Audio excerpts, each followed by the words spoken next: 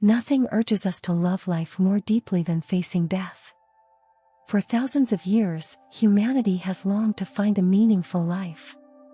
And yet, paradoxically, many of us only begin to truly live when death knocks at the door. I'd like to take you on a journey, not one that fears death, but one that quietly asks, how am I living, really? This video is divided into 4 distinct chapters. The beauty hidden beneath our wounds.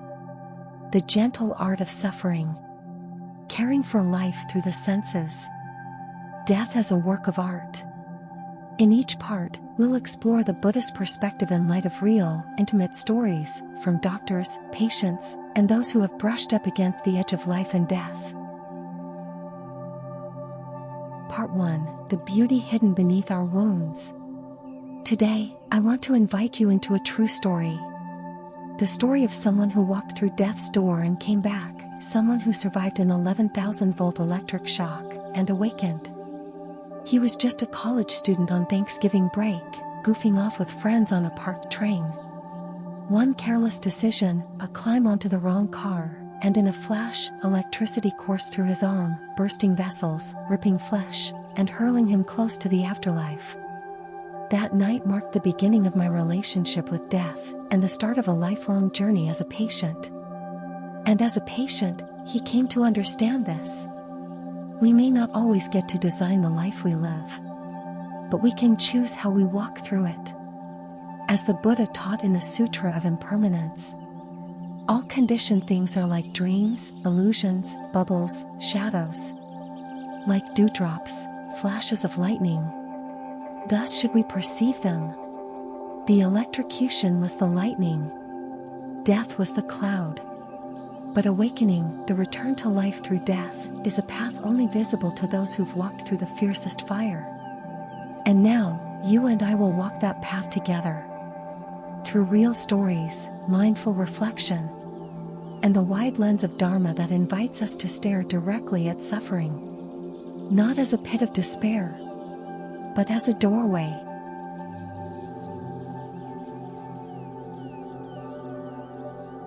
Part 2: Frank and the Art of Facing the Truth. Frank is the kind of patient you never forget. He lived for years with terminal prostate cancer and HIV. But more than that, he lived with a quiet fear that most people spend their lives avoiding. The slow loss of dignity, the stripping away of certainty. Every week, I'd meet Frank at the clinic. We'd treat his bone pain, manage his physical decline. But the most extraordinary part wasn't medical. Each visit became a masterclass in the art of facing what is true. We'd sit together and shrink life down to the essentials. Its losses, yes, but also its deep truths. We discovered this. The only thing that carries us through suffering is honesty. Frank felt sadness, but he wasn't consumed by it. He allowed grief to sit beside him on the path. He endured pain, but didn't deny it. Much like the Buddha taught in the Four Noble Truths, there is pain that is inevitable, and pain that is born from ignorance. With each breath, Frank was learning to tell them apart. One day, out of nowhere, Frank said he wanted to go rafting down the Colorado River. Everyone thought it was insane. His body was frail.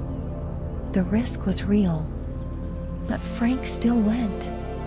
Because sometimes, what we need isn't perfect safety, but a genuine gift of aliveness in our final days. And that is the art of living. To make choices rooted in our deepest values. Not perfection, but truth.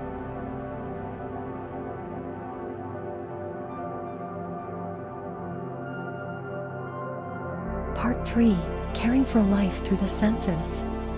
When the mind returns to the body, life is restored. In an end-of-life care training, a physician once said, "The dying don't just fear losing life, they fear losing its smallest pieces." The taste of morning coffee, the sound of wind in the trees, the feeling of someone holding their hand. I once met a woman named Jeanette, a ceramic artist who survived a terrible accident and lost part of her face.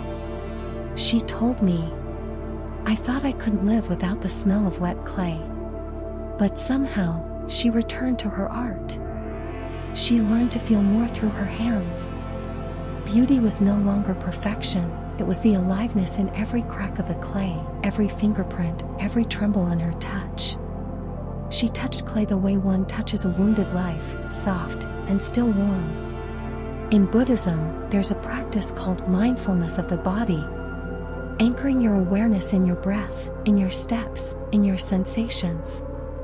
When you do this, you don't just live. You live deeply.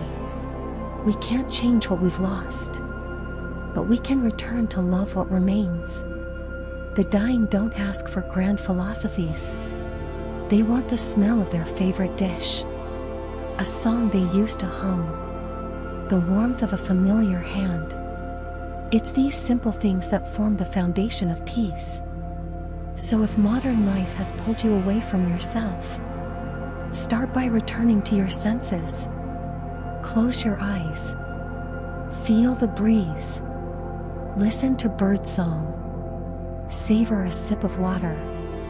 And you'll see, you are alive.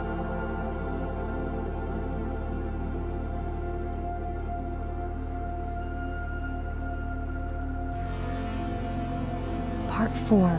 Death as a work of art. Have you ever thought that death, when prepared for, could be a work of art? I once met a man named Isaac, dying of late-stage liver cancer. When he realized he didn't have much time, he didn't run. He planned his final days like a director staging his final scene. He chose the music that would play in the room when he passed. He wrote letters, by hand, to each of his loved ones. Every shaky word a thread of light. And on his last day, he chose to lie in the garden, beneath the tree where he once proposed to his wife.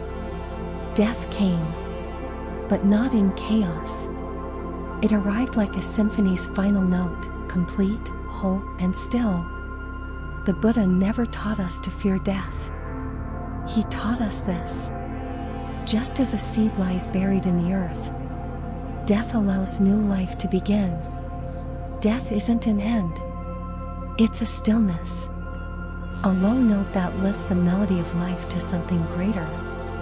And if we live mindfully, we can also die with dignity, with love, and with art. Live as if you are writing the final chapter of the most beautiful novel ever written.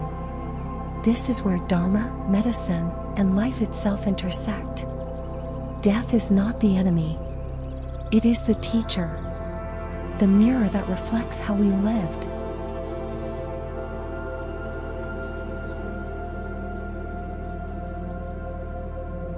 Closing words, returning to the quiet within. If you've stayed with me this far, maybe you're seeking something deeper than surface-level advice. Maybe you're walking through a loss, a nameless transition, or just a quiet afternoon where questions of life and death feel more real than ever. And you are not alone. Here's the beautiful truth. You don't have to wait for your final breath to start living fully. Each day is an invitation. Each breath, a journey home. In the Dharma, mindfulness isn't a goal, it's a path. A return to this body, this moment, to each cup of tea, each smile, each touch, however small, however sacred. If you can begin to love even the painful moments, then you are already walking the path of awakening. No mysticism required. No retreat from life. Just presence. Just listening. You can't stop the waves, but you can learn to surf. Jon Kabat-Zinn. And if this video has done anything, perhaps it's reminded you, you can live a life that, when the final breath comes, you'll know you truly lived. If this touched you, Please consider subscribing and sharing this message.